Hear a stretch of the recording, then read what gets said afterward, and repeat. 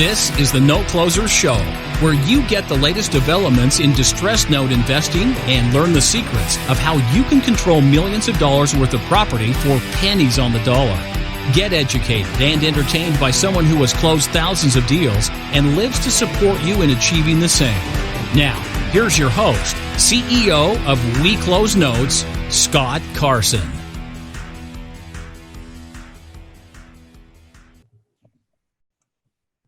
Good morning, good afternoon, good evening, everybody. Welcome to this episode of the Note Closer Show. As always, Scott Carson. Excited to be here with you today. And it's always great to spend time when you're with somebody who also has a big passion for helping people succeed. A big, huge heart for helping other people overcome obstacles, to find the real estate deal or the system or the money that will help make all their dreams come true in a variety of ways. And let's face it, real estate is not always the easiest game out there. But when you start putting systems in place, it gets a whole lot easier to not make it a get rich quick, but also to build wealth long term. And today's special guest is a friend of mine who has done just that. She's known as the Blissful Millionaire. She's reached her financial freedom by turning $10K to over $2 million, working only 5 to 10 hours per month with very little stress. She's now on a mission to help many other women, and she can do the same thing. She's the host of the top-rated podcast and radio show, Real Estate Investing for Women, has interviewed so many prestigious guests I won't go into, but including Lisa Gibbons, Dr. Joe Vitale, Hal Elrod, and a whole bunch of others. You've also probably seen her on all the major networks, reaching over 150 million people. So I'm honored to have my friend Moneeka Sawyer join us on the Note Closer Show today. What is going on, Moneeka? Hi there, Scott. Thank you so much for having me on. This is going to be so much fun. Oh, yeah, definitely so. And we were talking before we record this, we run in a lot of different circles in real estate and podcasting and marketing. And it's just like meeting an old friend. Somebody you just know, like, I feel like I've known you forever. And we've got a lot of things in common. So you've done an amazing job really building your systems in place and really building, wealth on that. Let's talk a little bit back to that. Let's take a page back in time here a little bit and talk about kind of what happened at the very beginning to kind of, what made you want to get into real estate investing from what you were doing beforehand. And let's talk about some of those earlier stepping stones to success. How's that sound? You got it. So I'm going to tell you kind of as quick as I can, the story about what brought me to where I am today. So my story started before I was even born.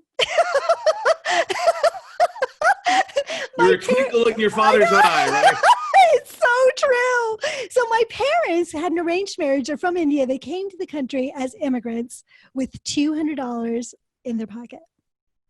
And they had heard that the golden ticket to wealth in the United States was to buy real estate. Hmm. So when I was born, you know how you are when you're a new parent, right? They were filled with hope and joy and excitement, and they wanted to create something amazing so that they could give me the life that they wanted from me, right? So they started to save all their nickels and dimes, and within 3 years, they were able to buy their first rental property. Nice. So fast forward 15 years from there, they had 2 more children, and they were able to then pay for my college education through real estate. They did the same for my 2 sisters. They paid for all of our weddings. And now, fast forward even more, they're living an incredible retirement where they've traveled to like 80 countries. They're just having an amazing life. So I really saw what real estate could do. However, I also saw how much stress it caused my dad, right? We hear all about this, right? The toilets, the rodents, the tenants, the mortgages. Oh my goodness. So I saw all that stress from my dad. So when I graduated from college, it was a recession. I was completely freaked out, but I did not want to do real estate. I was determined. I did not want to have that kind of stress in my life, right? The inner control freak in all of us. Yeah, I think we both had to kill that person at some point in our minds, right? Yeah, exactly. So I remember one night I was sitting at the table trying to find a job.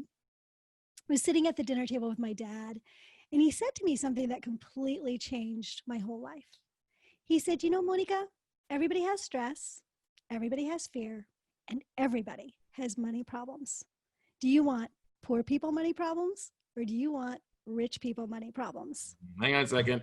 That's a good one there. Let's repeat that one more time. What did he say? Do you want poor people money problems, or do you want rich people money problems? Love it. That's a good right? quote. Yes. Exactly. And of course, I'm like, wait a minute. First of all, rich people have money problems, right? What? And in that moment, I decided. But I did also decide that I did not want the problems piece of it. Now, every business has challenges, but I was committed to keep it what I now call blissful, which means that it supports, real estate is a long-term thing. My dad has been in it for 60 years. I knew it was going to be in my life for a long time.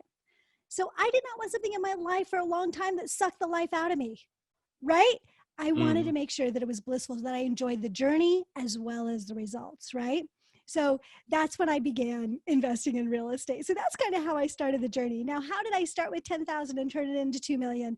I'll give you the 10,000 foot view on that. My husband and I were getting married. We put 5% down on our first primary residence. We let it appreciate for a few years. We took the equity out of that and bought another piece of property. We waited for that to appreciate, took some equity out of that, and we bought 3 properties. And so it went. So we basically invested very little capital after that $10,000 to get this thing to grow. And now, so it took 20 years. I will say this. For me, it was all about bliss, right? Like I didn't want to have to worry about it. I was okay with the long path. If I had wanted it to happen faster, I just focus a little more. Right? The second I could take money out, I would do it, which didn't really happen that way, right? So it was a 20-year path for me. It could be a lot quicker for others. But that's a beautiful thing there is you have the biggest thing I think people take from there is, yes, you want to have rich people money problems, not poor people money problems, okay? But you set realistic time frame for yourself. So many people, and I'm sure this is maybe something that maybe that irritates me.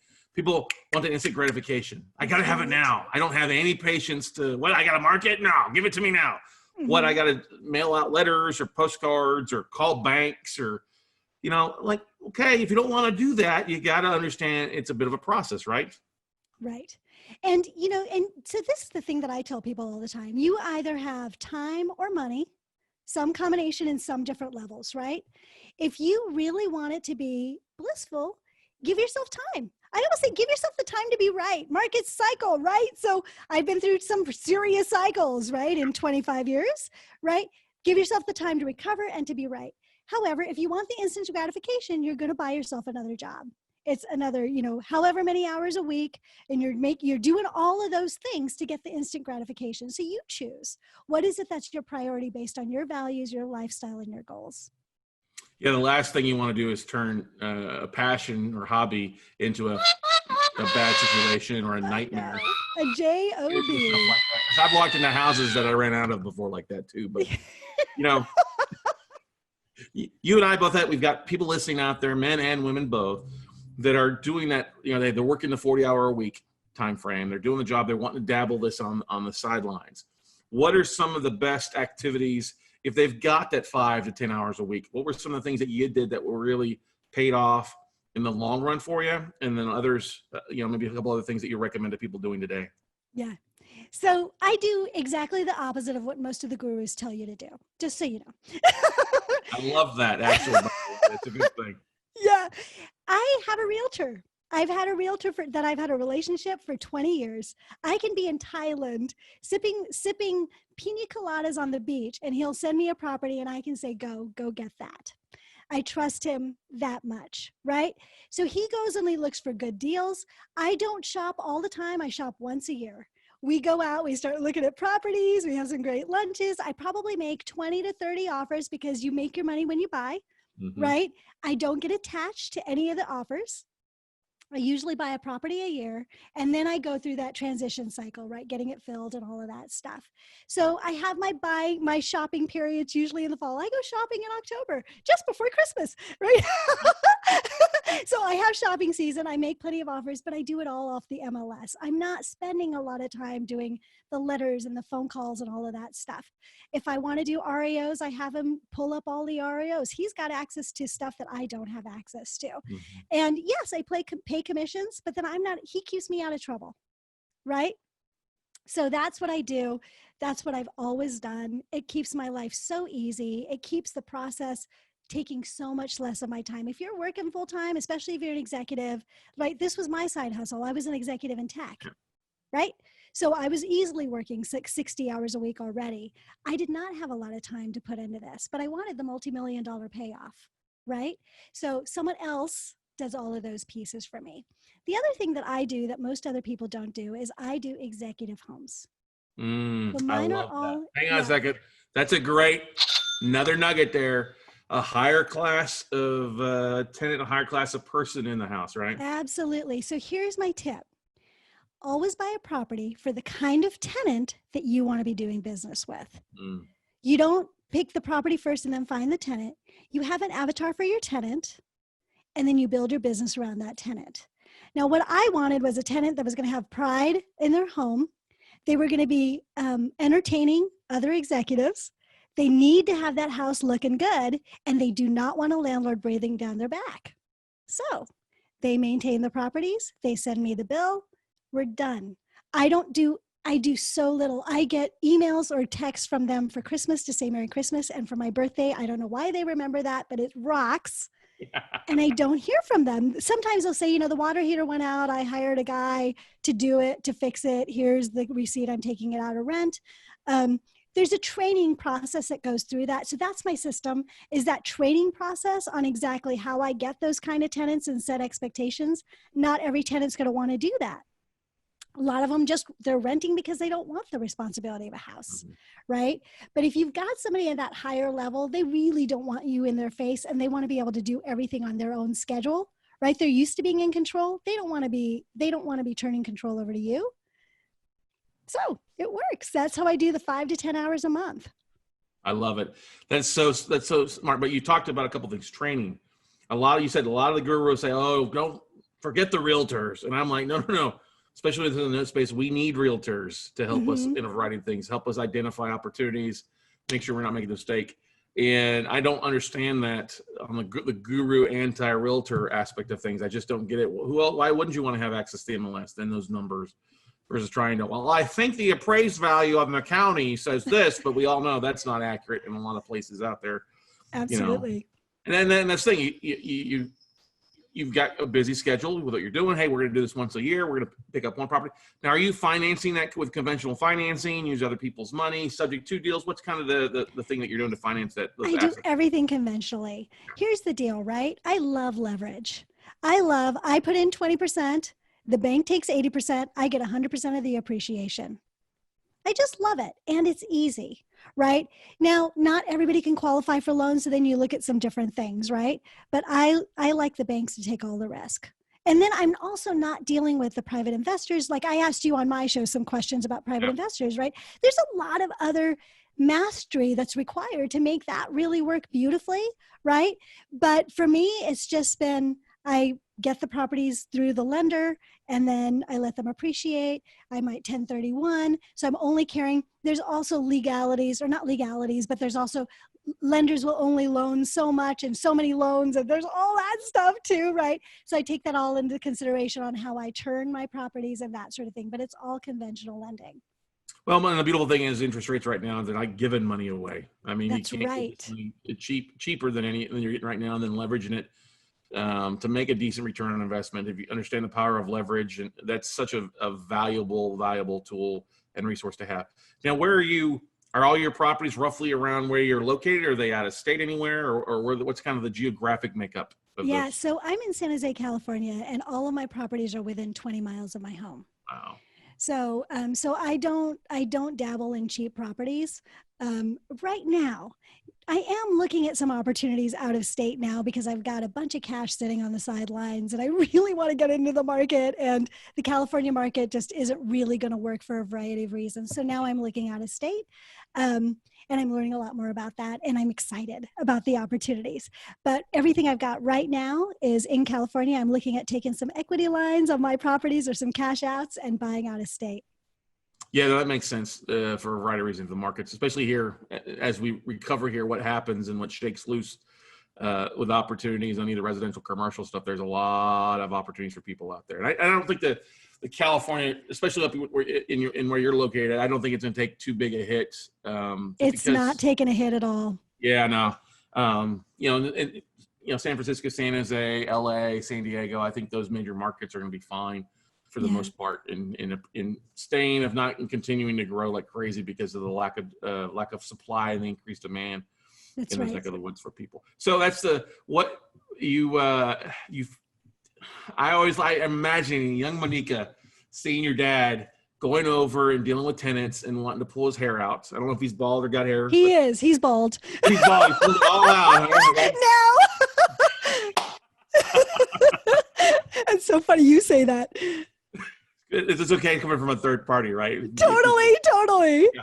But I think our fathers and parents all have huge impact on who we become later on in life. And obviously, your parents instilled that learning and dedication and strive and hard work ethic for a variety of reasons. But also, we all take what our parents did, like we sure as heck aren't going to do that. That's right. What would you say in the conversations with your father when you're maybe not comparing things, but talking about real estate? What's the thing that maybe you guys don't agree on in real estate? Because I'm sure there's a few things you probably don't agree on or see eye to eye when it comes to it. What are some of those? Absolutely. My dad's really funny because he's, now my dad is 89. He's turning 90 next year and he's still got property. He just can't let it go. It's like an addiction, and it's so funny. So he's got a property at El Dorado Hills and it's completely paid off. So it's just rent, right, that he gets in, which is amazing. And, but he loses his tenants. Like he'll sign a 1-year lease and they leave in 18 months or they leave in 12 months or whatever. And then the new ones that come in have all these demands.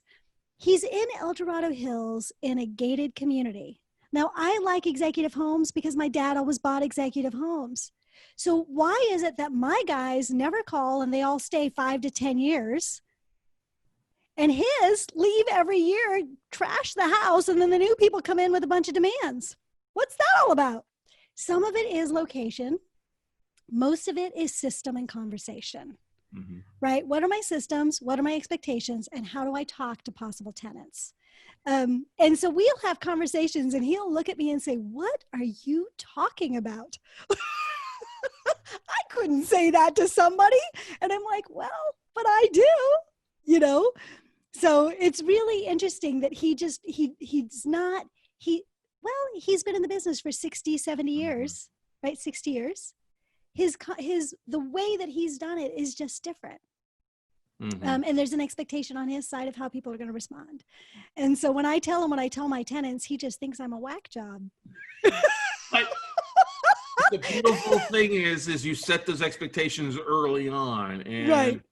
The same thing about, I wouldn't say that, well, why don't you give it a try? Just try it. Give it a try. What's it going to hurt? You still have the same tenant move out. They got to rehab the property. You got somebody that's in there a little bit. It's a different location, of course, but it's important that way. I love that because we evolve, we learn. There's things. My mom's like, "Why are you in the note business? When are you going to get a real job?" I just like, come on, Mom. You don't understand what I'm doing? What are you doing these days? Are you a realtor? No, Mom. Never mind, Mom. That's right. We all got that with parents out there, but that's the thing too. That's the beautiful thing about real estate. We all expect to be in it for the long haul. There's things, 67 years, kudos to your dad. That's phenomenal. And the amount of deals, I think so many people lose sight of the fact that, hey, he's stuck in his lane. He's learned his lane. He's good at his lane. He's probably not trying to do a variety of other scenarios as well, right? Right. Absolutely. I'm a little bit more adventurous. Like I'm in construction. I've done some flips. I've done some other stuff just because it's fun and I get bored only working 5 to 10 hours a month. Right. But right. There's some fun things that come up, but Dad has been all residential, very nice homes. Yeah. Well, that's the thing too. I think that's one of the big downfalls these days is you mentioned other gurus out there. So many people are teaching variety of different scenarios and systems and deal flow. And so many people out there, I know you're passionate about your audience out there. And I get that from people all the time. Well, I ask, what's your background? Well, I took up this workshop and this didn't work. This didn't work. I was like, whoa, you got to give whatever you're doing some time to sit in. Yes. What would you say to those people that are listening right now that have, I hate to say this, but hit the seminar cycle or the seminar circus? They got dreams of, buying a $500,000 house with their Airbnb or Uber income, magical wand for 10 grand and it turns into $500,000 in equity. We all know that doesn't exist. And then the shows are fictional. What advice would you give somebody who's maybe got a little deer in the headlights look from attending too much and seeing too much on TV or listening? There are a million ways to make $1 million in real estate. That's just the truth. And so what I say is do this. Figure out what your resources are. How much time do you want to spend? How much money do you have? What are your goals? And what is the time frame that you want to reach your goal? Once you now understand, they all counterbalance each other. So if you've already got a 60-hour job, you don't want to add wholesaling in, which is another 20-hour, 30-hour job, or flipping, right? It doesn't happen in 30 minutes in your high heels doing, like on TV, HGTV, thank you very much. That's all drama. So I love that you say that, right? So start by reading some books. Like if there are some things that you're like, okay, so I've got these resources, which is time, money, time frame, energy, risk aversion, right? Your emotional well-being is a big part of bliss, right? How much stress you can take, how good you are with numbers, or whether you like people or you prefer numbers, right? What is it that you want to do? Then start reading some books on different strategies. And then, okay, that book sounded pretty cool. Read a few more books on that. Wow, I really like that. Okay, now you hire a mentor and then stick with that mentor for at least a year, right? To just see if this is even going to work. Don't get shiny object syndrome, right? Or you're going to read 3 books sometimes and go, wow, that kind of sucks. Or that seems too good to be true. Going to do some research and find out that it is, right? So just take that time to first figure out who you are in the business. Then take the cheap route. Go onto YouTube. It's all free. Do a ton of research on YouTube on different strategies. What sounds good, what doesn't. Do some rating, do some research. Then pick a mentor and give it 100% of your attention, at least for a year, preferably 3. I could not say it better, because that's the point. So many people will not take the action. They sign up. They think it'll be easy.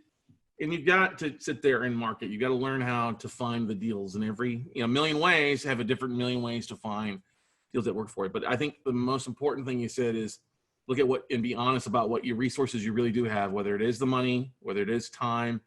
Often we know it's either or a lot of times for most things. So figuring out what you can or cannot commit to. And then finding the mentors out there. That we all need coaches. All the successful people up there have coaches, no matter what level they're at. I've got a coach I talk to. I'm sure you do as well. Besides dear old dad, whose dad would be a great coach there too for you. But that's the thing. Take the time and learn and hone that craft before you dive in. If it's a technique that you get excited about, great. It'll be here if what you're currently working on doesn't work. That's right. The spin that, hey, let's learn another activity and put it in your tool belt is just a heavier tool belt that doesn't help you with doing anything these days. Well, it gets really, really heavy and it weighs you down and it's not very joyful. Let me just tell you, right? Yeah. And you spend all that money on going to workshop after workshop, but workshop could be a down payment these days on a mortgage or taking over a subject to deal or something else like that as well too. So yeah. You've talked to so many people and been interviewed on so many great stages. What's the interview that really stuck out from you? Somebody that really maybe hit that lightning rod when you think about, that was something that really has become now a true value in your real estate investing career or in your entrepreneurial journey. Moneeka, what's a guest or a mentor of yours that you follow? I was honored to have Lisa Gibbons on my show, and there are a lot of people that are listening that may not even know who she is. She's more my generation. She was a megastar in my time. She was on Entertainment Tonight as a guest host. So she's done very, very well for herself. And one of the things that people remember most about her is that she was very kind. And part of being blissful is really about being kind to the people around you, to yourself, and to everybody that you do business with. And she created mega stardom with that intention in mind. She does everything from a place of being kind. And so that in itself was something that was completely inspirational to me, because you hear so much of the time that you need to be a shark in order to be successful. And the world, fortunately, is changing. And we've seen even generations before us that you can be kind and still be really, really successful, which is kind of how I want to do things. Not kind of, that is how I'm determined to do things. So Lisa was on my show We've been fortunate now to become friends, and I super appreciate that. But she said to me something on that show that came from her mom. And she said, show up, do your best, and let go of the rest. And that's how I run everything now. I'm going to do everything I can to be the very best that I can. I keep my commitments. I'm in my integrity. I'm with my values, which means I'm kind first. Mm-hmm. Everything else is going to fall into place. And it has shown to be true. That's so true. And the world needs more kindness in it right now, more than anything else, doesn't it? Yeah, it really does. Yeah. And that's be yourself, and that's so many people, we've all heard the quote, fake it till you make it. And that comes into some sort of aspect of things, but especially in real estate these days, and I tell people this all the time at those things, if you're calling banks or talking to people, don't be afraid to say, hey, I'm brand new at this, or I'm learning as I go. And if anybody is mean to you because of that, then you don't want to deal with them anyway. There's a million people out there you can deal with instead. Yeah.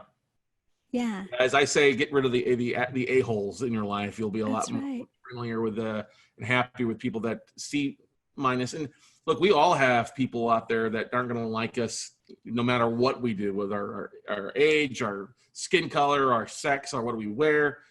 A buddy of mine, Greg Reed, taught me a couple years ago, the 33 rule, as he likes to say, is there's three groups. A third that are going to love you no matter what you do. A group that's going to hate you no matter what you do. What you focus on is the love side, and the people in the middle that don't know you, and you're a lot happier off out there.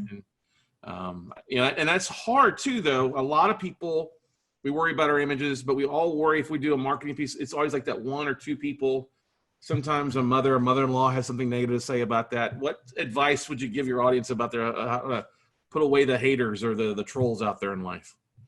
If you don't have enough haters, you're not big enough. Say that one more time, Moneeka. If you don't have a lot of haters, you're not big enough. That's what my husband always reminds me when I see somebody give me a bad review. Moneeka, you need more of those. Or if someone's mean on the phone, you just keep going. It's really not you. They've got something going on, and just allow it to be theirs. Yep. Let them keep that negative energy. Don't let it attach to you. Has there been a deal that you struggled with, a property that you purchased, or just a deal that went south, and what happened? How'd you overcome that? Yeah. So in 2008, September, I bought my dream home. I spent $1 million. I was so excited until 6 months later, I had lost 50% of my value. Yeah. And then my husband lost his job and we had to move. So you can imagine the terror. I was like with everybody else, but I made some different decisions. Instead of selling it, instead of freaking out, I evoked my bliss practices, kept my head. We ended up renting out my dream home, which was heartbreaking, right? We moved into a place that we could afford near my husband's new job. When we walked into that home, it smelled like dog pee and wet fur. And the whole place was spray painted gray. You couldn't even open the cabinets and the drawers anymore. And it had paint even on the appliances. Beautiful. So we fixed it up, made it livable, got rid of the smell to the best of our capacity, and we lived there because that's what we could afford. And then you fast forward 5 years, we were able to move back to my dream home. Within 9 years, both of those properties had gone up an additional $500,000. So It was just really, those numbers are California numbers. I get it. But the point is simply, you don't use your brain. That sounds horrible, but you know what I mean?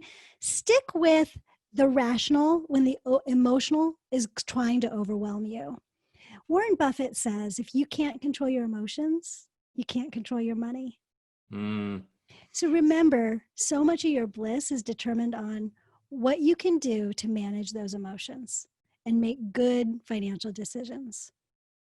Yeah, I thank you, first of all, for sharing. Never an easy thing when you've got to swallow your pride and move something. You're like, I see this, and then I'm moving into this. I've been through that in the past as well. Yeah. Moving from our first home, which was our favorite home, into something that just like, what? And then, you swallow that pride, you get through it, you realize it's a temporary situation. I'm sure you appreciate more so moving into the dream home and what you've overcome, that 5 years later and really Absolutely. come out, smelling like roses. But that's the thing. A lot of people get emotional and they don't make rational decisions. And everybody goes through stress. You just got to sit down, sometimes bounce ideas off of other people, your peers, and identify the solution that you might not be seeing. Peers that are not freaked out. I mean, part of what the problem was in those days is that everybody was freaked out, right? I've actually had people come on my show and say, if you were in the market in 2008 and didn't get killed, you're lying. Well, I didn't get killed. I mean, I lost $3 million in value in my properties, but I didn't get killed. I just kept getting my rents and I waited for it to recover, right? I gave myself the time to be right? Mm-hmm. But so there are a lot of people out there that were also in a lot of fear. They were my peers. So you also need to be careful who you're taking advice from, right?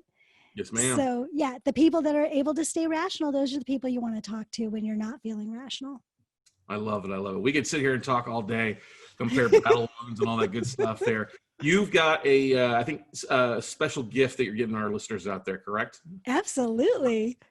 We'll talk about that. Yeah. So if anybody would like to actually see what I did to turn 10 million into 2 million, I've got a report that I put together that's very transparent. So I bought at the top of the market in 2001. I did it again in 2008. And I made mistakes. I also became very rich. So how did I do that? You can see that in that report. Just go to blissfulinvestor.com. Yeah, Blissful Investor, spelled exactly like it sounds. Go there, download the report. It's a phenomenal read. You'll get some great nuggets from it and learn. And I think, especially with everything going on in the industry, in the markets and stuff like that, I think it's a great thing to share too out there. So if you deal with somebody who's struggling and having a hard time right now, because maybe they did pay at the top of the market and their market is taking a hit in different areas, very, very well worth sharing. And then I also highly encourage you to check out Moneeka's podcast. What's the name of the podcast again, Moneeka, for those? Real Estate Investing for Women. Mm-hmm. And you don't have to wear a skirt to listen to the podcast, guys. No. We do have some women's topics that men are like, what? So you just ignore those. Well, but the reason I bring it up is real estate is such a male-driven niche out there. If your spouse is thinking about that or looking to maybe get your spouse into in the business or maybe understand a little bit more, so that's a great resource for them to listen to. Great way to learn, especially right now. We all know, guys out there, if you're dealing with an issue, a foreclosure, going as it is, a little stress, have them read the report, have them watch out and realize that there is an opportunity. There's an answer somewhere out there. They just got to go looking for it and talk about it, right? Absolutely. Absolutely. Moneeka, what's the best way for our listeners to tap into? Is it the blissfulinvestor.com or another place that you prefer people to go to find more about you? Yeah, blissfulinvestor.com is the best place. I'm also on Facebook and Instagram, Moneeka Sawyer. You'll see the way that it's spelled. It's a little bit different and fun. And then there's also the Blissful Investor group on Facebook that you could join to have some conversations with other investors. Good stuff. Well, hey, thank you so much for coming out on the Note Closer Show, sharing your stories and your experience out here for our listeners in Note Nation. And we look forward to actually meeting in person somewhere at an event. We've been to enough of them that we've just missed out on each other. So look forward to hanging with you in the near future. All right, Moneeka? Sounds perfect. I'm looking forward to it too. Thank you for having me on. All right, guys and gals, that's going to wrap it up for this episode of the Note Closer Show. Like I said, go to the blissfulinvestor.com. Check out Moneeka's free report there for you, how she took the 10K and turned it into 2 million. And became successful in what she's done. She shared so many great nuggets on how to stay really centered. I think stay focused on what your long-term goals is. Don't get too freaked out by the ups and downs of the markets and how you can prepare for long-term wealth and long-term bliss. So as always, guys, love it if you guys leave us a review, subscribe, but otherwise go out, take some action, and we'll see you all at the top, everybody.